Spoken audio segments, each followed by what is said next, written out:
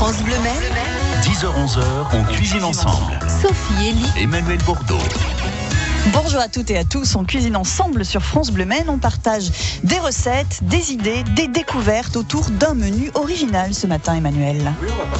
Oui, on va parler de la cuisine cow-boy. Merci Michel pour le micro.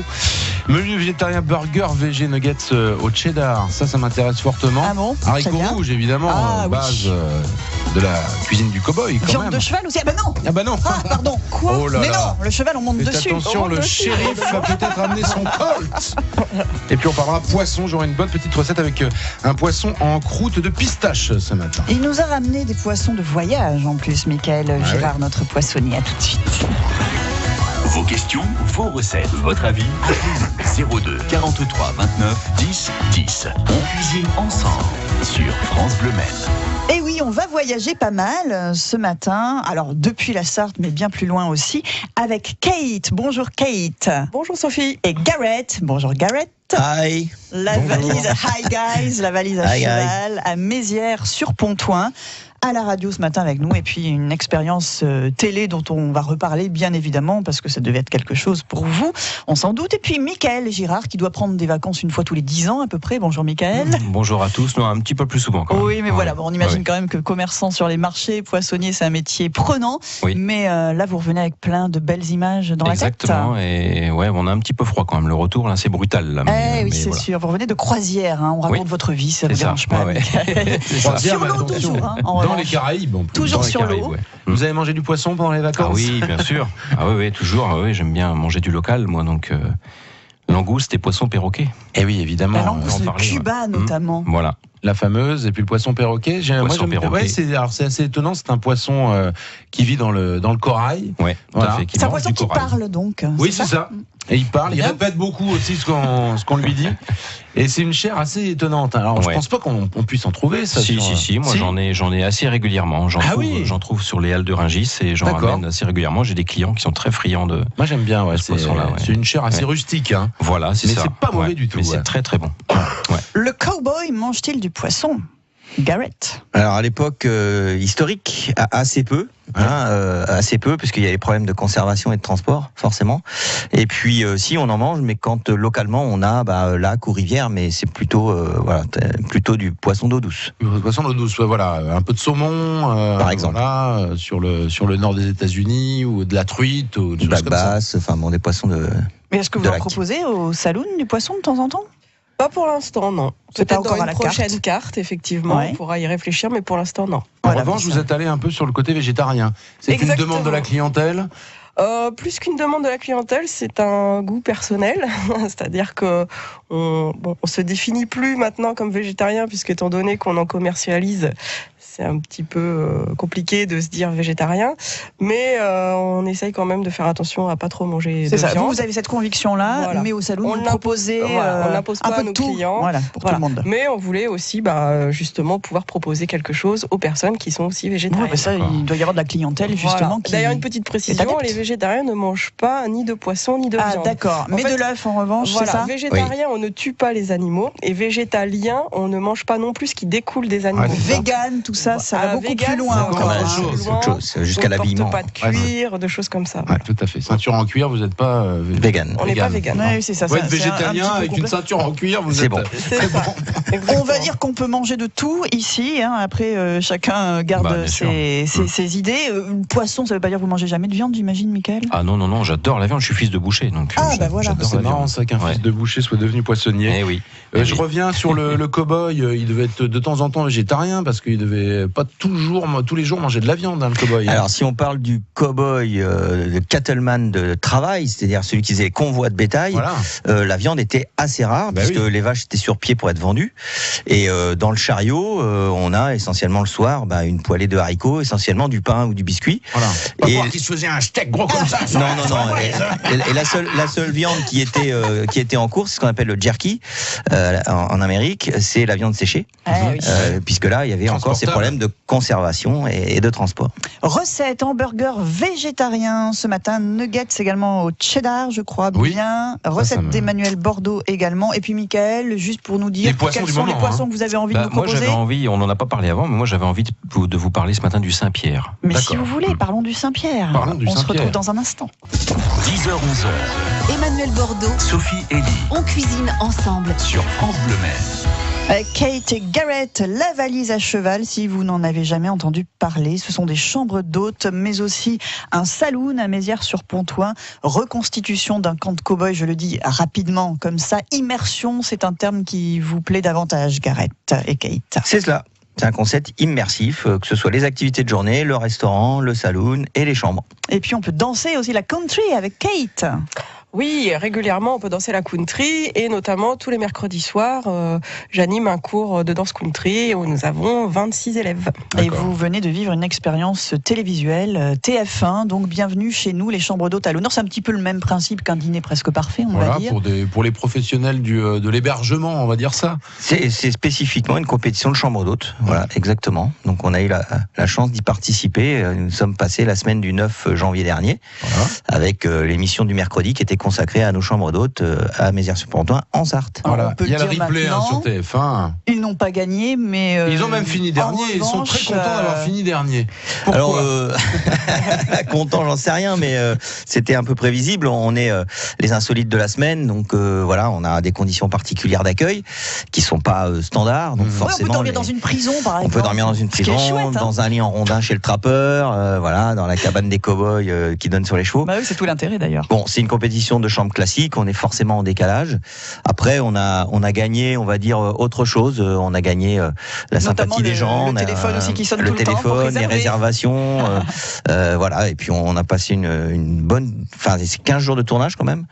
Et on a rencontré des gens aussi formidables dans l'équipe et dans les candidats. Vous êtes resté vous-même, tout simplement. Ah ouais, on a essayé vraiment de gérer notre image au mieux, de ce qu'on est habituellement. Donc, entre ce que vous voyez à l'écran et ce que vous allez vivre chez nous, il y a assez peu de différence. Ouais, ça c'est important parce que les gens attendent la même chose de ce qu'ils voient à la télé. C'est pas toujours tout à fait la même chose, mais quand même. Nous aussi, on a la télé. Nous sommes filmés en direct sur Facebook, sur francebleu.fr. Vous pouvez revoir cette vidéo et vous constatez qu'ils sont en costume. Enfin, pour vous, c'est même plus des costumes. C'est devenu vos vêtements. C'est nos vêtements habituels de travail. Enfin voilà, le mécanicien met sa cotte ou le cuisinier sa toque. Et ben nous, on est en tenue d'époque. On met les bottes et le reste. Chantal vous a vu. J'ai suivi Kate et Garrett sur TF1. J'ai beaucoup aimé leur aménagement de leur chambre d'hôte. Et puis Cathy qui nous dit coucou, le technicien, c'est bien Benoît. Oui, c'est Benoît, absolument. Il y a des gens, c'est marrant. Alors, qu'est-ce que c'est que c'est drôle, oui, c'est très Michel, intime. Facebook. Non, c'est Benoît. On n'avance pas masqué ici. On le voit pas pourtant à l'écran. Et puis Michael, donc en tenue de poissonnier avec sa polaire, bien évidemment, en cette saison. Oui, toujours. Oui. Il fait froid. Oui. Un petit mot sur le Saint-Pierre pour commencer. Poisson noble. Oui, moi je voulais vous parler du Saint-Pierre. On n'en parle pas souvent du Saint-Pierre. C'est un très très bon poisson, un poisson de roche. Donc, ça ressemble à quoi déjà le Saint-Pierre ? Alors un poisson-pierre, c'est un poisson plat. Mais qui nage dans l'autre sens en fait, qui nage pas à plat comme une sole ou comme voilà. Donc qui nage droit mais il est plat. Voilà, qui nage droit mais il est plat. Voilà. Ça va être dur à choper comme ça. Ah non, il y a les filets, tout ça, c'est ça. Ouais. Et c'est une particularité, c'est que sur un poisson, normalement, on a 2 filets ou 4 filets, voire sur les poissons plats. Et ce poisson-là a 6 filets. D'accord. Voilà. Donc c'est le seul. Mais c'est assez grand, ça c'est un poisson qui peut aller jusqu'à 3-4 kilos. D'accord, c'est très fin, chair très fine. Très fin, assez ferme, mais très fine. Voilà. Cuisiner de quelle manière ? Et alors moi j'aime bien c'est pareil, toujours le plus naturel possible. Je le mets dans un plat tout simplement entier, juste vidé. Un petit peu d'huile d'olive, du sel, du poivre, vous le mettez au four comme ça, sous votre grill. Ça cuit gentiment, on enlève la peau, mais juste un petit peu de beurre fondu dessus, et c'est tout. Un petit jus de citron. Au pire, voilà. Et on laisse toujours sur l'arête sur ces poissons-là. Ça va donner du goût évidemment à la cuisson. Ça, c'est hyper important. Et ça, c'est un poisson, mais c'est délicieux. Ouais. Voilà. Juste comme ça. Ouais. T'as pas besoin d'aller plus loin. Le plus naturel possible. À suivre sur France Bleu Maine, d'autres recettes de poissons, mais aussi un hamburger végétarien et les fameux nuggets au cheddar que vous attendez avec impatience. Oui, parce que j'ai déjà mangé les nuggets au poulet, mais j'attends ceux au cheddar. Très bien, à tout de suite.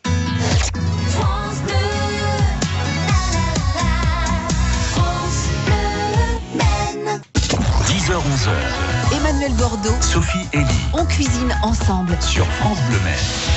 La valise à cheval, c'est à Mézières sur Pontoin. Kate et Garrett et Mickaël Girard, la poissonnerie Saint-Jacques que vous retrouvez sur les marchés sartois. Par exemple, aujourd'hui, nous sommes mardi. Vous êtes au Maillet, au Mans. C'est ça, ouais. Voilà. Et bientôt sur TF1 aussi. Meilleur poissonnier de France, la nouvelle émission. Ah non, ça n'existe pas encore, ça ça existera peut-être un jour. Ils ont tout fait, ils ont fait les pâtissiers, les boulangers. Pourquoi pas, ça serait bien. Pourquoi pas, ça serait bien pour tout à fait. booster un peu votre profession. Alors j'ai appris que quand il fait très très froid, le poisson peut geler. Pourtant, il est sur la glace. Ah oui, là on a eu une drôle de chose quand même samedi, c'est qu'on a été obligé de chauffer pour pas que le poisson gèle justement. Oui, c'est incroyable ça. Ouais. Quand il est posé sur la glace, ça va, mais si l'atmosphère ambiante est en dessous de zéro, la chair peut geler. Ah ouais. Et alors là, c'est foutu. C'est pas terrible du tout. Non, il faut pas justement. Donc on a tout fermé samedi matin et on a chauffé parce qu'on avait moins 10 degrés. Donc c'est quand même le paradoxe. Voilà, c'est le paradoxe. Ouais. Il a fait froid aussi à Mézières sur Pontoin. Vous avez des animaux, évidemment, des chevaux bien sûr, mais pas seulement, plein d'animaux. Une ferme pédagogique aussi. Oui, une ferme pédagogique avec pas mal de volailles, des paons, une petite chèvre, une brebis. Et donc eux ça va, ils souffrent pas trop du froid et ils se mettent au soleil en plus en ce moment l'après-midi.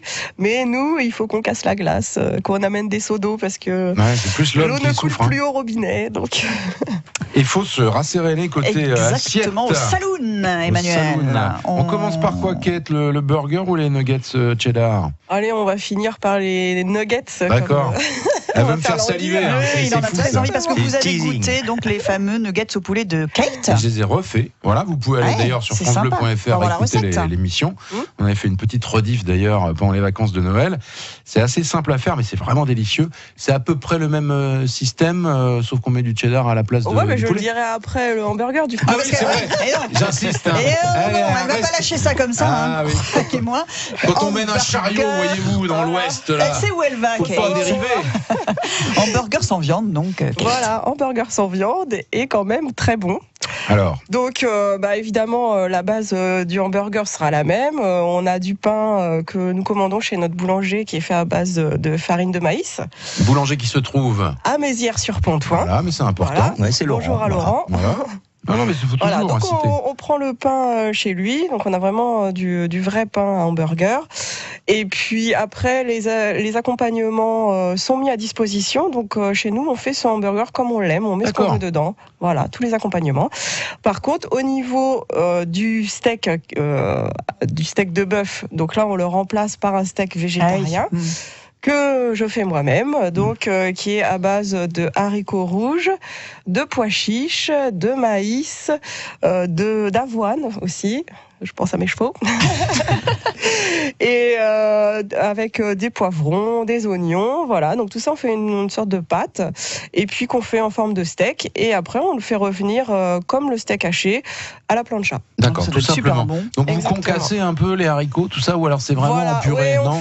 On concasse. Il y a des morceaux un peu mais on concasse à la fourchette pour pas tout écraser vraiment en purée, pour qu'on trouve quand même un petit peu de mâche. Ouais, puis rappeler un peu la texture de la viande. Voilà, quelque part, exactement. Exactement. Et oui, parce que c'est nécessaire quand même dans le hamburger d'avoir cette impression de steak, sinon c'est plus vraiment un hamburger. Sinon, on a juste la tomate et la salade.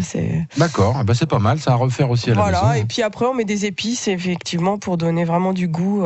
Les épices qu'on aime, on peut varier. Moi, je mets pas mal de paprika doux, j'aime bien. D'accord. Plus le petit tour de main, les petits trucs que je ne dirais pas, évidemment. Il garde ses secrets aussi, bien sûr. En tout cas, visuellement, pour l'avoir vu et mangé, c'est un burger avec un steak, quoi. Ouais, parce que le haricot rouge, ça ressemble vraiment à un steak. Oui, et puis ça va être aussi rassasiant, tout comme si on avait mangé un. Voilà.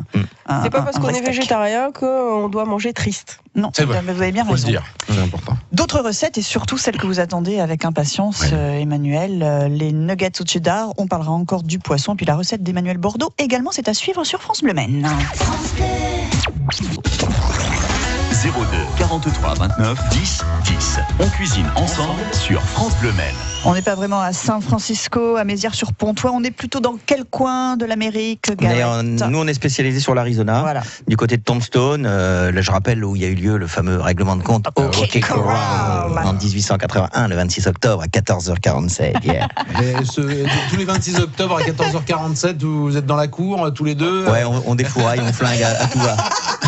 Faut pas pas passer. Le 26 octobre à 14h47, faut pas passer. On peut venir toute l'année, sinon sans problème. On peut dormir en prison, on peut dormir dans des tas d'endroits insolites, dans ces chambres d'hôtes. Et puis il y a le saloon. Là aussi, on peut réserver pour venir manger au saloon. On vous appelle un petit peu à l'avance. Et puis midi comme soir. Midi comme soir, 7 jours sur 7. Il suffit de réserver 24 heures avant. Voilà. Et on peut manger des nuggets au cheddar. C'est parti, tout à fait.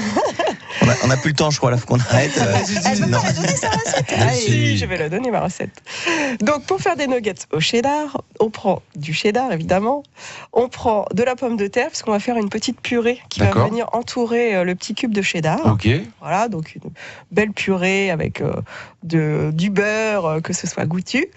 Donc, on entoure le petit dé de cheddar avec cette purée, qu'on va ensuite faire comme les nuggets de poulet, c'est-à-dire le rouler dans la farine, le rouler dans l'œuf mélangé avec paprika, éventuellement ketchup, etc. Et puis ensuite, le rouler dans une panelure de cornflakes. Voilà, donc on prend les cornflakes, on met sur une poche plastique pour pas en mettre partout. On tape sur les murs. C'est très bien à la maison, ça. J'ai cette technique.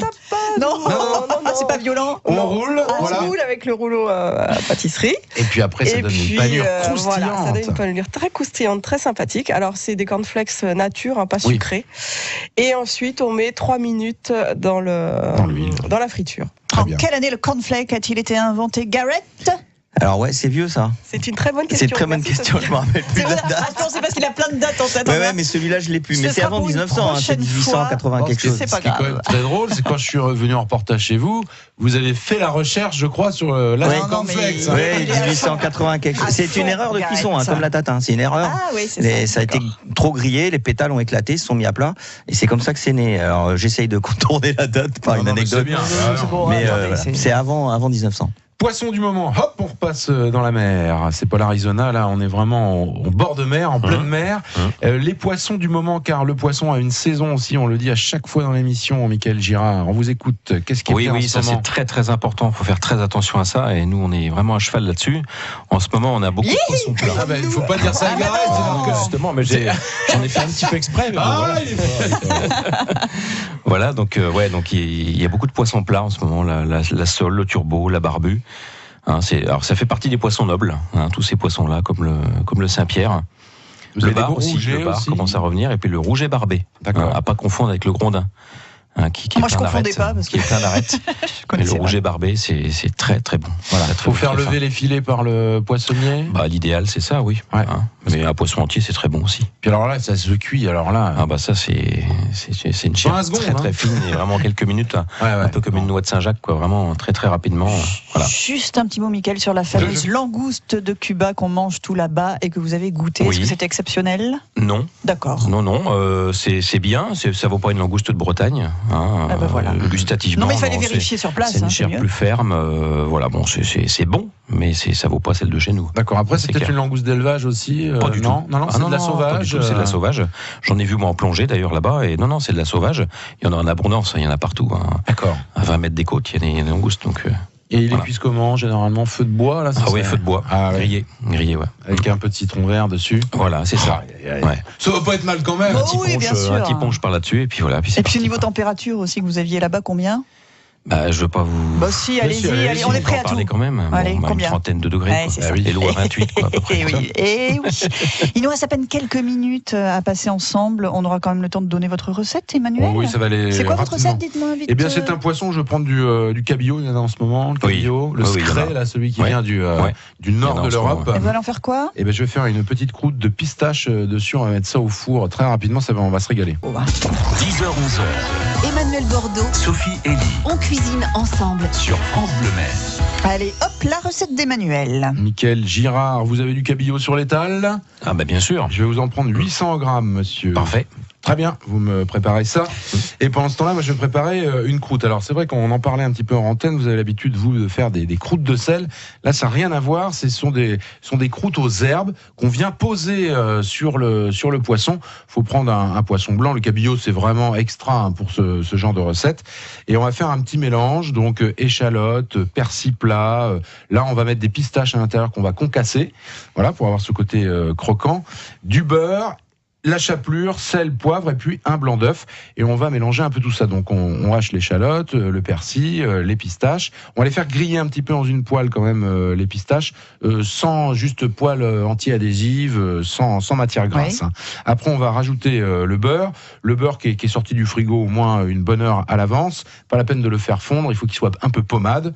On met l'échalote, on met la chapelure et puis après on va avoir une sorte de pâte, voyez-vous, qu'on va mettre sur le poisson, juste avant la cuisson. Il suffit de le cuire après, ça va aller très rapidement. Il faut un four bien chaud à 220 degrés. On va mettre ce poisson assez haut dans le four. Ça va cuire à peu près, une quinzaine de minutes, selon l'épaisseur de mon poissonnier. Voilà, faut pas de surcuisson. Enfin, du poisson de votre poissonnier. Voilà, ouais. Oui. L'épaisseur du poissonnier n'a rien à voir. L'épaisseur du poissonnier n'a rien à voir là-dedans, on est bien d'accord. Vous pouvez voir sur la vidéo, l'homme est élégant. Oui, ça n'a rien à voir. Voilà. 15 minutes, ça va pour un cabillaud. Très peu. Voire un peu moins, peut-être 12-13, voilà, sur un four bien chaud. Il faut que ça se détache un peu comme des pétales. Ça s'effeuille. Ça s'effeuille, exactement. Recette à retrouver sur francebleu.fr, à retrouver également les coordonnées de nos invités. Michael, sur les différents marchés, demain vous êtes où, Michael ? Alors demain à Pontlieu, jeudi la Suze, vendredi le matin pour Washington, Saint-Saturnin l'après-midi, samedi la Cité des Pins et dimanche la Flèche. C'est parfait pour aller à la Valise à cheval, vous vous dépêchez. Ils sont passés sur TF1, ils sont pris d'assaut. On a la chance de les avoir, nous, en Sarthe. Mais par exemple, les week-ends de mai et juin, l'assaut. Mai et juin, c'est déjà quasi complet. Pour les week-ends, oui, voilà. Pour les chambres, il y a le restaurant, on peut encore. Eh oui. Accueillir un peu de monde, Et oui, vous avez bien sûr un site internet pour aller voir tout ça. N'hésitez pas pour un week-end original à Mézières-sur-Pontoin. Il y a les desserts aussi, on n'a pas le temps d'en parler aujourd'hui, mais les fameuses apple pie, par exemple. Voilà, les brownies aussi. Et puis le matin, les pancakes et tout ça pour le petit déjeuner. C'est ça. Si vous voulez être servi par Gareth en pyjama de cow-boy, eh bien, il faut aller là-bas. Enfin, là-haut plutôt, à Mézières-sur-Pontoin. Merci Kate. Merci Gareth. Merci Gareth. Et merci Michael. Merci France Bleu Maine. On cuisine ensemble. Et qu'est-ce qu'on fait demain, Emmanuel, dans la cuisine ? On va faire plein de bonnes choses, comme d'habitude. Ah oui, voilà. Avec qui, par exemple ? Avec Monsieur Ricordo. Monsieur Ricordo, tout à fait, de l'Épicurieux. Mais c'est pas le Ricordo. Non, le restaurant le Ricordo. Non, ni de la famille de Émile Ricordo. Rien à voir, c'est son nom. Mais c'est un très bon chef, jeune en plus, qui a ouvert une très très belle adresse au Mans. Et il va aller sur le végétarien lui aussi demain. Voilà. Bon, écoutez les gars, vous nous écoutez demain. Ça peut vous intéresser. Très bien, demain 10h.